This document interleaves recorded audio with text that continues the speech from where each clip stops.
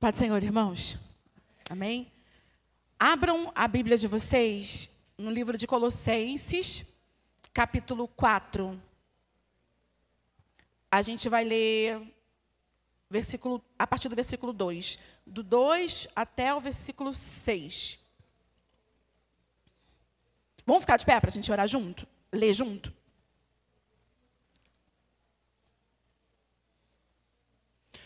Eu leio os versículos pares, tá? E vocês vão ler os versículos ímpares. Continuem a orar, vigiando em oração, com ação de graças. 3.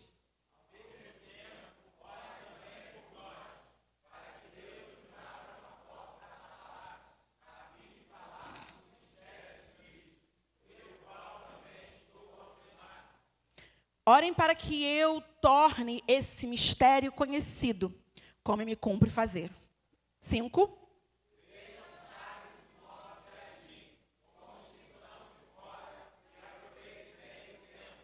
Vamos ler juntos o versículo 3.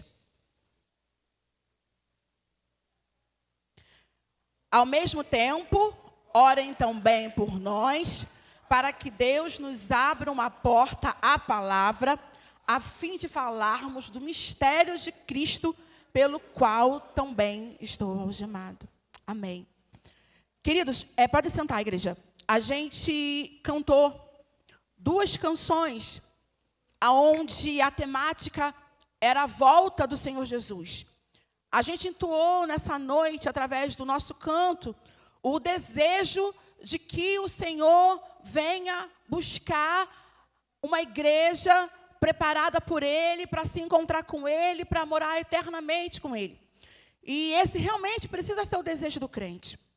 Mas o meu questionamento, que eu fico pensando quando a gente canta esses louvores, é até que ponto, já falei sobre isso uma vez e vou repetir de novo essa noite, até que ponto esse desejo nosso, de que o Senhor venha, não é um desejo egoísta, não é um desejo em que eu olho para mim, me vejo como um filho de Deus, que pertenço ao reino dEle, que faço parte dEle, e que não está preocupado com aqueles que não fazem parte do reino, que não está preocupado com aqueles que estão fora, com aqueles que não conhecem a palavra.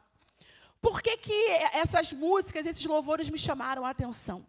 Porque quando eu paro para ler o livro de Colossenses, ou quando eu paro para pensar sobre o ministério de Paulo, eu vejo uma pessoa que o tempo inteiro abre mão de si, abre mão dos seus conhecimentos, abre mão dos seus aprendizados, abre mão dos seus títulos, abre mão da sua vida, abre mão da sua vontade, em prol daqueles que ainda não conhecem o reino de Deus.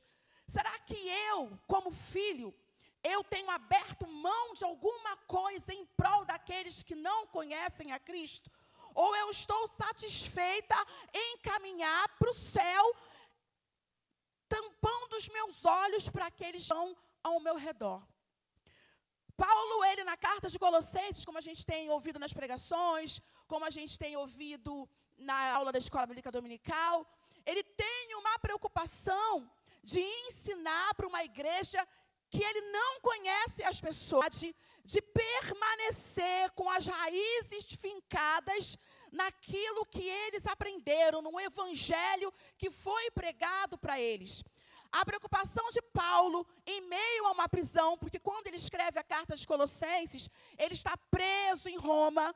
Então, em meio a uma prisão, ao meio à reclusão, em meio ao sofrimento dele, em meio à dor dele, ele não tira do coração dele a necessidade e o interesse de instruir vidas para que elas continuem firmadas naquilo que lhes foi ensinado a respeito de Cristo, e também não perde o interesse de continuar pregando para que outras vidas venham se interessar, venham aprender sobre o Senhor Jesus. E a primeira pergunta que o Espírito Santo faz para a gente é: até que ponto eu tenho aberto mão da minha vida, dos meus interesses, das minhas dores, das minhas lutas, dos meus títulos, do meu conhecimento, né, de vida, da minha história, para me colocar disponível na mão do Senhor, para pregar o Evangelho para quem precisa ouvir. Ou para ajudar aquele meu irmão, aquela minha irmã, que ainda está fraquejando na sua caminhada, ainda precisa amadurecer um pouco mais, que ainda está confuso e precisa de alguém para dar a mão, para caminhar e fortalecer-se ao longo do caminho. Ou eu estou preocupado somente com a minha salvação, somente em resolver os meus problemas, somente em resolver questões que têm a ver com os meus interesses. Porque quando eu olho para Paulo, né, escrevendo a carta aos Colossenses, ele é o tipo de pessoa que não tem medo de criar embate com pessoas e nem com situações que possam trazer dor de cabeça para ele. Porque quando ele escreve essa carta, ele começa a brigar com um grupo de pessoas que são tidas como filósofas, pessoas inteligentes, pessoas estudiosas, mas que estão trazendo para o seio da igreja toda uma cultura, todo um conhecimento, todo um entendimento que coloca Jesus fora do centro de suas vidas, fora do centro do caminho que pode nos levar a Deus. Aí a segunda pergunta: até que ponto eu estou disposto, né, a criar, eu não digo criar embate, né, mas a me colocar como alguém capaz ou disposto a ensinar pessoas que estão com ideias equivocadas, com aprendizados errados, com coisas e pensamentos que tiram de Jesus a glória que pertence a Ele. Tira de Jesus, né, aquele direcionamento, aquela pessoa que a gente sabe que é o único capaz de nos levar até Cristo Jesus. Até que ponto eu estou disponível e eu estou disposto a entrar nessas discussões? Até que ponto eu estou disposto a sentar para conversar, para ensinar, para orientar? Porque quando eu aceito Jesus como Senhor e Salvador, eu passo a ser alguém que tem a responsabilidade de cumprir a missão de Deus. E qual é a missão de Deus? É fazer com que toda a humanidade seja reconciliada com Ele. Então, no momento em que eu aceito Jesus como meu Senhor e Salvador, eu preciso entender que além de fazer parte, né, da família de Deus, além de ser filho de Deus, eu assumo o compromisso de ser um pregador do Evangelho. Eu assumo o compromisso de ensinar a palavra de Deus na sua integralidade para pessoas que ainda não conhecem, para pessoas que estão confusas, para pessoas que ainda estão aprendendo, para pessoas que estão fazendo misturas, trazendo para a igreja ensinamentos que não deveriam, né, de ser trazidos. É trazido ou trago, gente? Trazido para a igreja. Se eu me contento em vir para o culto, sentar no banco, cantar, orar, abraçar, ficar em comunhão e vou embora, sem o compromisso, né, de ajudar as vidas a amadurecerem na presença do Senhor, tem algum problema comigo. Tem algum problema com a minha tal conversão. Quando Paulo, ali no versículo 3, ele fala assim: ao mesmo tempo, orem também por nós, para que Deus nos abra uma porta à palavra, a fim de falarmos do mistério de Cristo, pelo qual também estou algemado. Quando Paulo pede para que os irmãos da igreja de Colosso orem por ele está fazendo isso porque ele tem convicção do ministério que Deus colocou na mão dele. E esse ministério não foi colocado só na mão do Paulo, do apóstolo Paulo.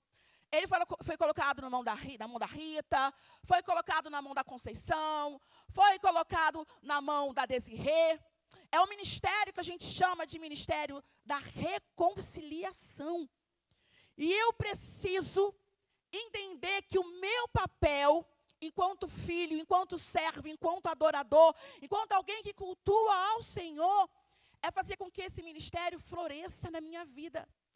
Paulo, ele pede claramente para que eles orem, para que Deus abra uma porta à palavra, para que Deus amplie a possibilidade deles pregar a palavra de Deus. E o mais interessante é que mesmo preso, mesmo encarcerado, ele continuou pregando a palavra, ele continuou sendo instrumentos de Deus para que outras vidas fossem reconciliadas com o Senhor.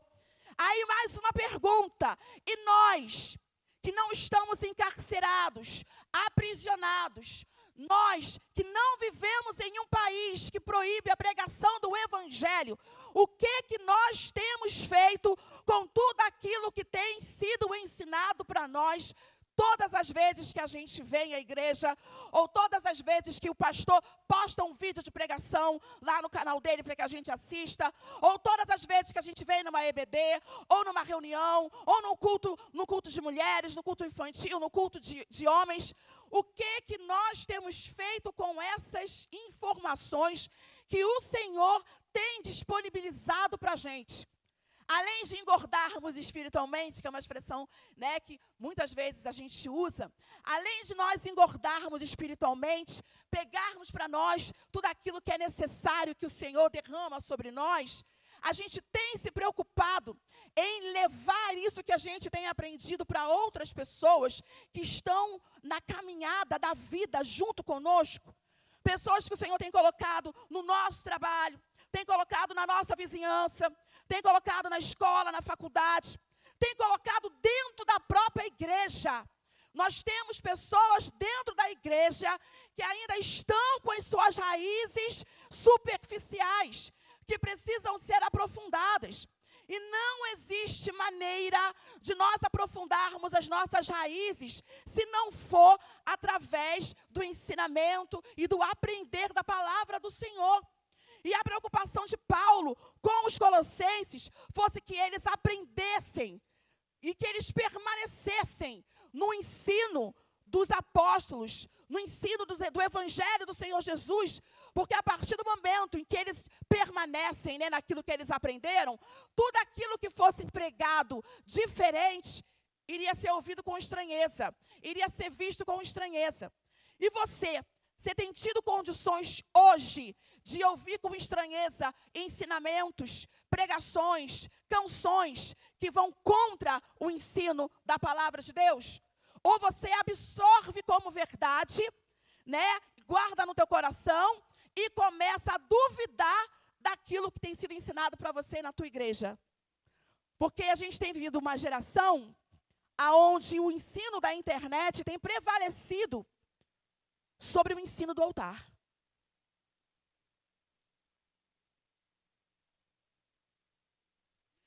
Paulo, ele tem um cuidado de fortalecer ou de ratificar as credenciais dele. Ele começa o livro de Colossenses falando: Paulo, apóstolo de Cristo Jesus, pela vontade de Deus. Então não foi o homem que fez Paulo se tornar apóstolo. Foi o próprio Jesus que separou ele para ser apóstolo. Deus tem separado hoje homens e mulheres para pregarem a sua palavra em cima do altar, para irem no hospital, para irem numa casa de repouso, para irem na praça, para irem numa diversidade de lugares. Só que isso não tira de todo o corpo de Cristo a responsabilidade de absorver a mensagem e repassar para quem está do seu lado, para quem está no seu caminho. A gente olha para a nossa vida e a gente vê alguém que tem tomado para si essa responsabilidade. A gente tem se preocupado com aquilo que os nossos irmãos têm aprendido, têm ouvido, têm pensado. A gente tem olhado para os nossos irmãos, para os nossos amigos, para os nossos parentes, como alguém que carece de aprender a palavra de Deus. E ao invés de eu colocar como alguém disponível para ensinar, eu não sei nem para mim mesma. Quando eu olho no espelho, o que eu vejo? Alguém que está capacitado pelo Espírito Santo para viver esse ministério da reconciliação?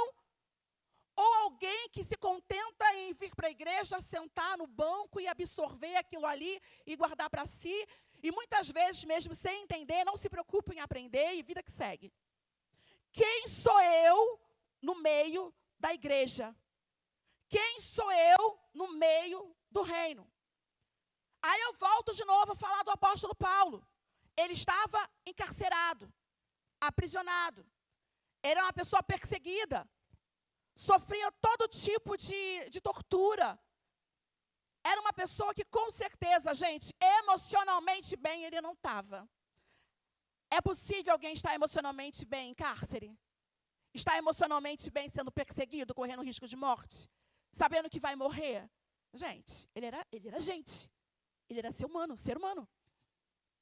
Mas ele, com o poder do Espírito que operava nele, e ele fala isso de maneira muito clara, com o poder do Senhor que operava nele, ele era capaz de, apesar de tudo aquilo que ele vivia e sentia, de se preocupar com as vidas que estavam ali, necessitando do cuidado dele.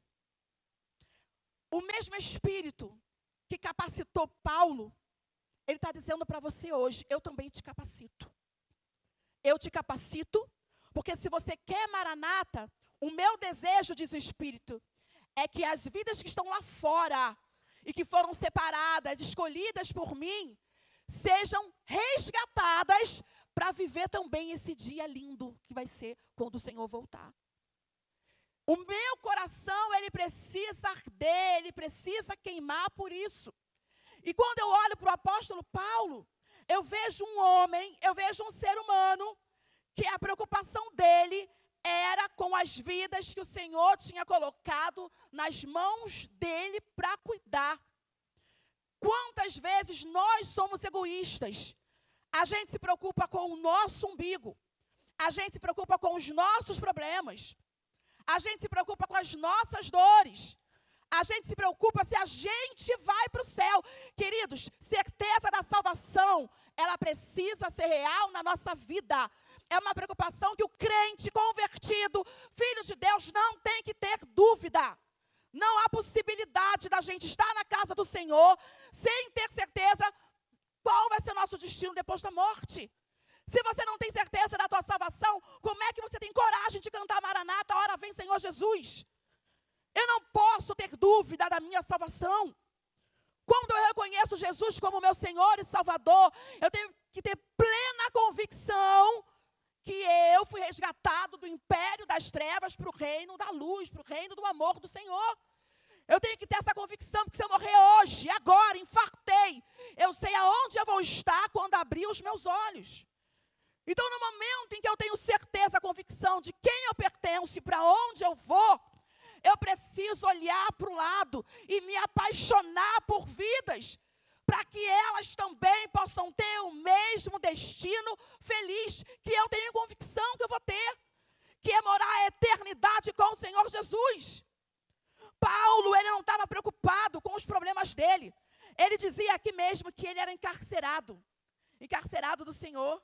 Estou algemado em Cristo Jesus. Que algemas, querido, tenham prendido os seus pés. Que algemas têm prendido as tuas mãos para não abençoar. Os teus pés para não ir em direção de quem precisa. Que algemas têm calado a tua boca para você não abrir e falar do Senhor Jesus. Que Ele é o caminho, que Ele é a verdade, que Ele é a vida. E não tem como chegar a Deus se não for através dEle. Que algema tem aprisionado o teu coração, fazendo com que você olhe o tempo inteiro para si e não consiga olhar em volta e perceber como o mundo está mal, necessitando que os filhos do Senhor brilhem a sua luz, salguem, façam a diferença. A gente não se converte a Cristo Jesus por nós ou para nós. Deus, Ele escolhe a gente primeiro, trabalha em nós, como Ele fez com Paulo. Perseguidor, matava cristão. Deus separou ele, cuidou dele, colocou ele no banco para aprender.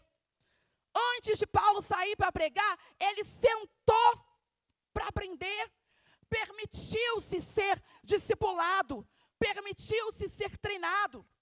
Deus colocou dentro dele um coração ensinável, a ponto dele dizer, lá em Filipenses, no capítulo 3, versículo 1 e 11, que tudo aquilo que ele tinha aprendido era esterco, era lixo, era nada, em comparação daquilo que ele tinha aprendido sobre o Senhor Jesus, da sabedoria que ele tinha recebido do Cristo. Coração ensinável, às vezes, é o que falta para a gente. Mas é um coração que possa ser ensinável para que o Espírito Santo molde de acordo com a vontade dele. É aquele coração que se coloca moldado ao coração do Pai, para que ele faça e transforme e coloque do jeito que ele deseja. A gente cantou uma canção aqui, aonde dizia que esse último louvor, Leandra, canta a estrofe desse último louvor. Nós tiramos. Como é que é, gente? Me ajuda a lembrar. Cadê a Milena? Acende. Vai. Vai.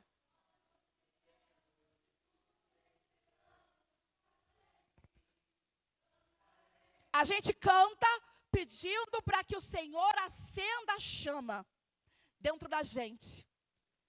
Para que essa chama realmente ela acenda, que ela brilhe, que ela fervilhe dentro da gente, a gente precisa se mergulhar na palavra. A gente precisa mergulhar nos ensinamentos do Cristo, no Evangelho. A chama ardeu, começou a arder no coração de Paulo, à medida que ele foi se aprofundando no conhecimento de Jesus. A chama foi ardendo, consumindo e moldando a mente dele, moldando o coração dele, fazendo com que ele se preocupasse com vidas, à medida em que ele ia aprendendo sobre Jesus. E aqui na carta aos Colossenses, ele chama a atenção para isso em relação aos irmãos dessa igreja. A necessidade de aprender, mergulhar, conhecer, se alimentar, se encher, transbordar, para que nada e nem ninguém nos tire da presença dele. Pelo contrário, para que a gente traga outras pessoas para estarem no mesmo meio que a gente está, no meio do reino, no meio do povo, no meio dos filhos, do povo de Deus. É muito fácil eu cantar para o meu coração queimar, quando eu não gasto tempo na presença dele, para pegar e aprender dele tudo aquilo que ele deseja que eu aprenda, tudo aquilo que eu conheça, tudo aquilo que eu experimente diretamente dele. Paulo, ele tinha esse coração moldável, ensinável, porque ele se permitiu aprender do Cristo. E a gente tem se colocado disponível para isso.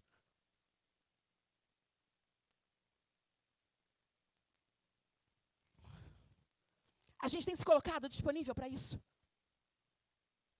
Quanto tempo a gente gasta para pregar o Evangelho para quem está no banco com a gente, no mercado, no Uber, colega de trabalho? Quanto tempo eu gasto? Quanto tempo eu estou disposta a gastar ou a investir na vida do outro?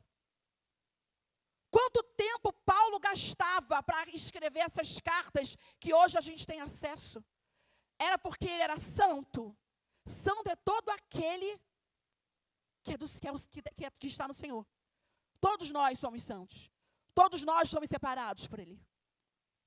Ele não tem diferença. A diferença foi porque ele era, como é que fala, testemunha do Senhor Jesus. E esse testemunho dele, a gente tem aqui para se guiar. Fora isso, era pecador que nem a gente, era falho que nem a gente. Pelo que a gente percebe, não era uma pessoa fácil, mas era uma pessoa disponível. Era uma pessoa com coração ensinável. Era uma pessoa que gastava tempo em buscar esse fogo do Espírito, permitindo que esse fogo do Espírito enchesse a vida dele. Depois que a gente apaga as luzes daqui do templo, que o louvor para de cantar, que a gente vai para a nossa casa, esse fogo ele continua a queimar dentro da gente. Porque Paulo aprisionado está com o coração dele ardendo. Paulo levando chibatada está com o coração ardendo. Paulo sendo xingado, apedrejado, estava com o coração ardendo. O que você tem feito com a tua vida a ponto do teu coração não arder?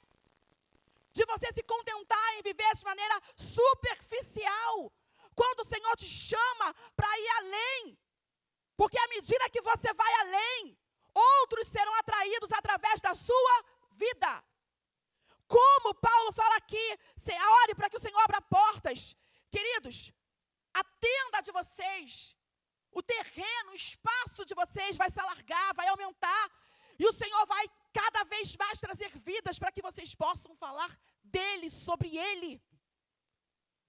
Não se contente em caminhar para o céu sozinho, não é esse o objetivo. Não se contente em vir para a igreja, ouvir a pregação, cantar e guardar isso para você. Os problemas que você vive não podem ser motivo, justificativa para que você não se coloque disponível na mão do Senhor. Olha para Paulo. Ele era ser humano como você. Ele pede para que os irmãos de Colosso orem para que eu torne esse ministério conhecido como me cumpre a fazer. Ele pede para que os irmãos orem. Porque ele sabe que ele depende da oração dos irmãos. Em suma, eu preciso que vocês orem por mim. A Rita precisa que vocês orem por ela. A Branca precisa que vocês orem por ela. A gente precisa guardar um ao outro em oração, para que esse ministério da reconciliação, ele se torne real em nossas vidas. A gente precisa clamar ao Senhor para fortalecer uns aos outros no nosso meio, para que todo mundo tenha o prazer de quando estiver perto do Senhor, saber que Beltrano, fulano e ciclano conheceu ele através de você. Isso traz alegria para o coração.